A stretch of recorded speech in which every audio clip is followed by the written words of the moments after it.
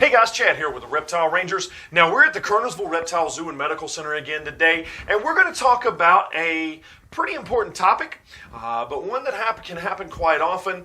It's not the end of the world when it happens, but it is an important topic. But before we get into that, right here in this corner, that's our subscriber button. Make sure you hit that. If you have not, then do that. And if you have, we appreciate your subscription and we appreciate you following week after week after week. So let's get started here. Let me pitch a scenario by you.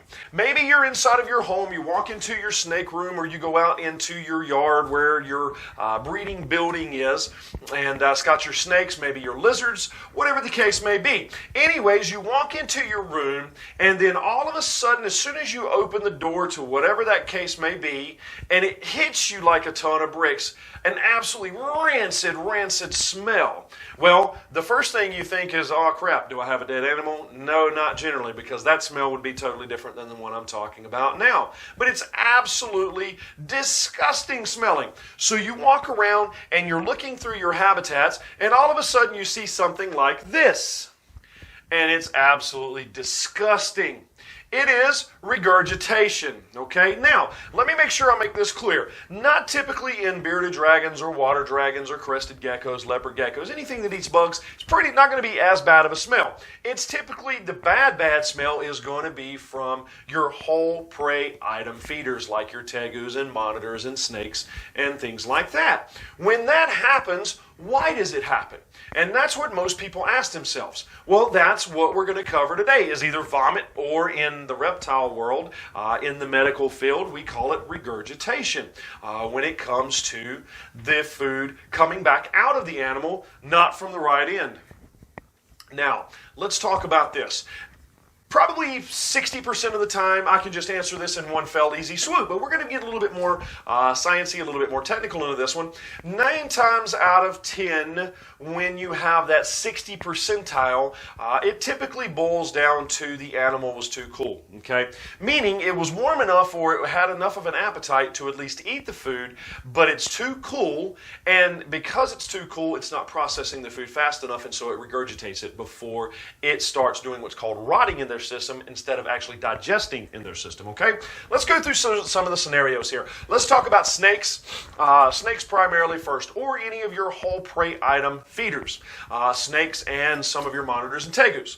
So, with that being said, there are several reasons that these guys can regurgitate their food. Number one would be the habitat is just too cool, okay? I see this a lot, and this happens a lot, especially during the wintertime. I know you've probably seen some of our other videos talking about how to deal with your animals in the wintertime, the right foods to feed, different issues that cause regurgitation, so on and so forth. That's fine.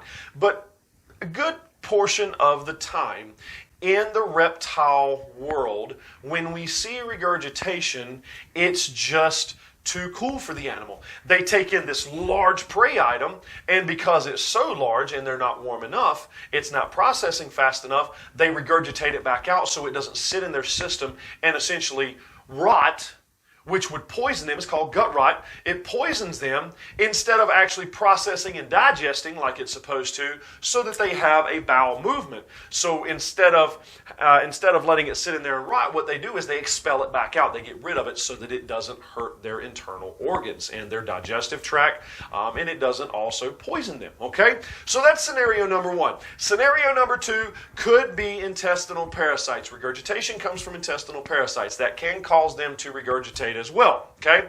Number three would be due to stress, okay? Stress could come from many different scenarios. Not only the scenario of taking down something that was too big or taking down too much. In the case of a lot of the times you'll see this in like your bigger constrictors, Burmese, retics, so on and so forth. People that power feed them or power feed multiple prey items in one sitting, then they may take down too many because they're gluttonous.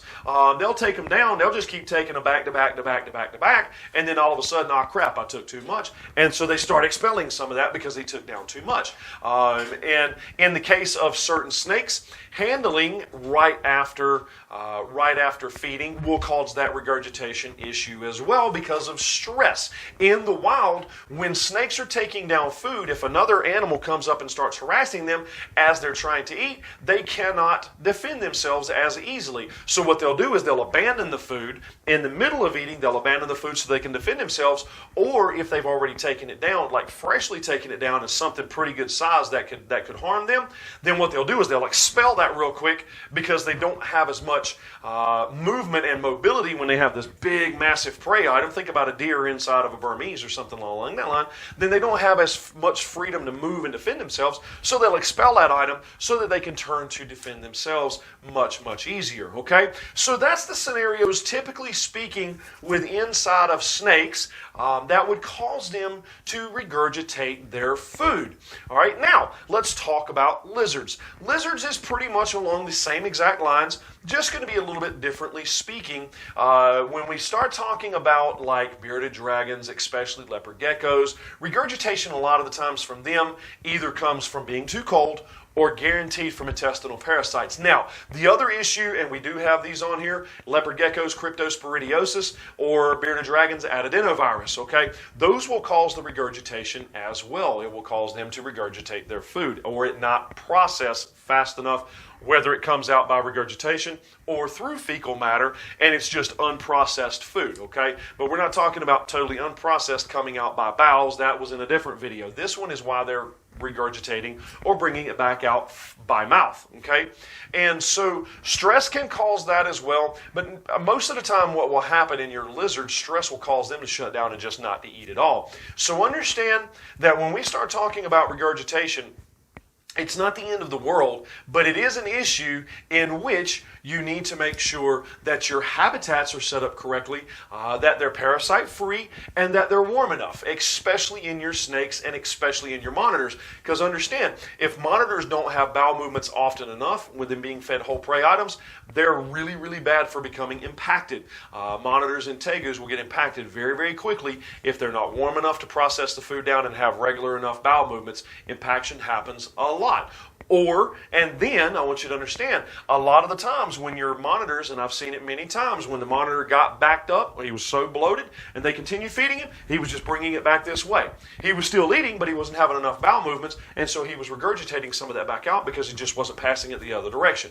So understand that regurgitation typically will come from a habitat just being too cool, from stress, or generally speaking from intestinal parasites. I hope this has been helpful. Hope this helps you with your habitat, with your breeding colonies, with things like that, because nobody, absolutely nobody likes coming in, and if you've ever smelt it and you've ever walked in on it, it is horrid. Sometimes a dead animal smell smells better than regurgitation, and that big slimy gooey mess, is just absolutely rancid. It's nasty.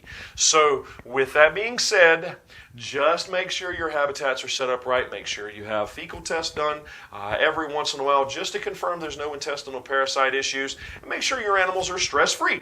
Once they're handled a lot, then stress usually is not a factor when it comes to regurgitation. Once they're settled down, once they're used to the handling, they're used to the movement, then that typically doesn't become a factor. Generally speaking, where your regurgitation will come in more than none is either from too cool or from intestinals, okay? Now, this is Chad. Make sure to hit that like button. Make sure to hit that subscribe button. Hit the bell for notification. We are the Reptile Rangers. We are the Kernersville Reptile Zoo and Medical Center. Our information will be in the description below. If you have any questions, feel free to get with us there. You're also feel free to leave comments.